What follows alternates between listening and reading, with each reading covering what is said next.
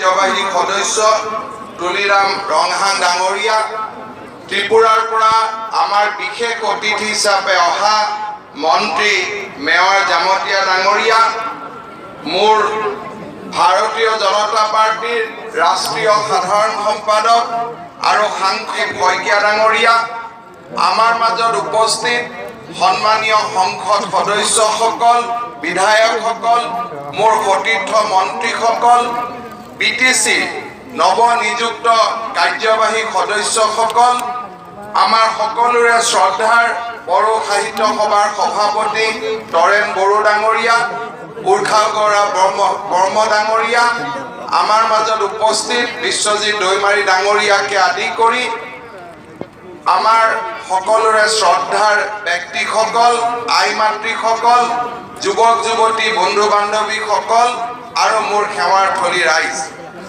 বক্তব্যৰ আৰম্ভণিতে মই বডৌফা উপেন্দ্ৰনাথ ব্ৰহ্মৰ প্ৰতি অসম চৰকাৰ আৰু ভাৰতীয় জনতা পাৰ্টিৰ হৈ গভীৰ শ্ৰদ্ধাঞ্জলি আৰু সেৱা আগবঢ়াইছোঁ।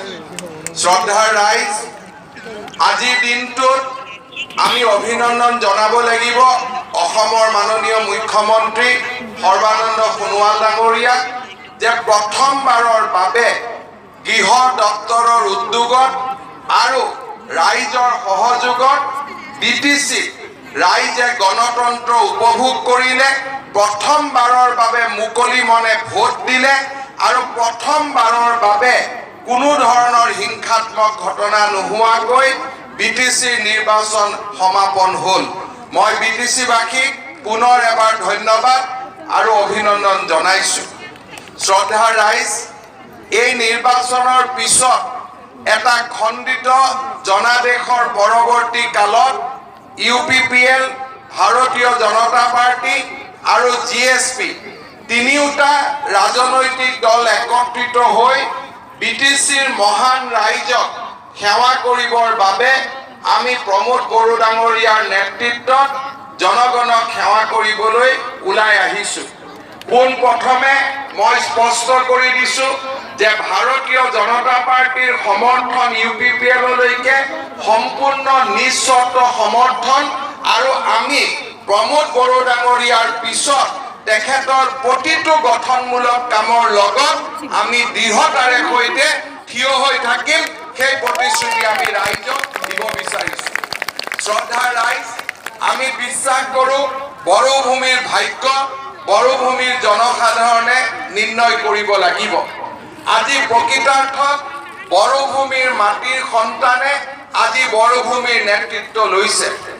যোৱা নিৰ্বাচনৰ সময়ছোৱাত প্ৰথমবাৰৰ বাবে বড়ো ভূমিৰ ইমূৰৰ পৰা সিমূৰলৈ ঘূৰাৰ মোৰ সৌভাগ্য হৈছিল। সময়ৰ লগত ৰাইজৰ লগত কথা পতাৰ পৰৱৰ্তী পৰ্যায়ত আমি অনুভৱ কৰিছিলোঁ যে বিটিচিৰ বাবে কৰিবলগীয়া বহুত আছে।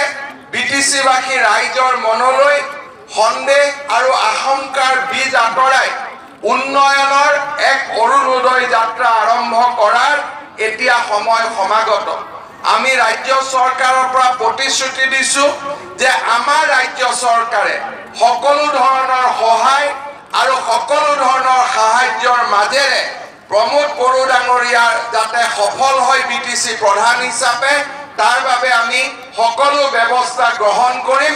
সকলো ধৰণৰ সহায়, সকলো ধৰণৰ পৰামৰ্শ আৰু সকলো ধৰণৰ সহযোগিতা নতুন বিটিচি প্ৰশাসনৰ লগত ৰাজ্য চৰকাৰৰ থাকিব।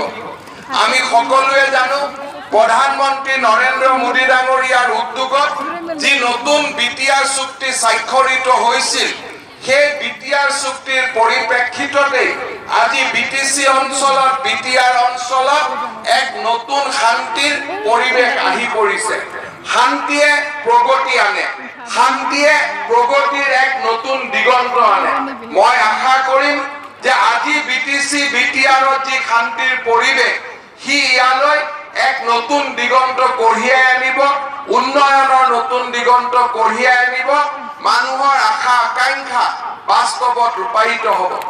আজি আমি সকলোৱে জানো BTR চুক্তিত কেইবাটাও আৰ্থ সামাজিক প্ৰকল্পৰ কথা উল্লেখিত হৈছিল।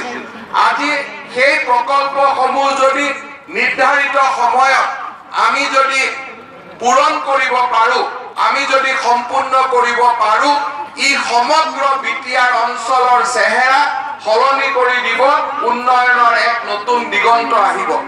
এই মুহূৰ্তত প্ৰধানমন্ত্ৰী নৰেন্দ্ৰ মোদী ডাঙৰীয়া আৰু গৃহমন্ত্ৰী অমিত শ্বাহ ডাঙৰীয়ালৈ মই ধন্যবাদ জনাম যে তেখেতসকলৰ দূৰদৰ্শিতাৰ বাবে যি বিটিআৰ চুক্তি স্বাক্ষৰিত হৈছিল, সেই বিটিআৰ চুক্তিয়ে আজি এটা নতুন সম্ভাৱনাৰ বীজ আমালৈ লৈ আহিছে, বীজ অংকুৰিত হৈছে। মই আশা কৰিম যে এই নতুন বিটিআৰ চুক্তিৰ সুন্দৰ ৰূপায়ণৰ মাজেৰে আমি এখন নতুন বিটিচি, উন্নয়নৰ বিটিচি, নতুন বিটিআৰ, নতুন উন্নয়নৰ বিটিআৰ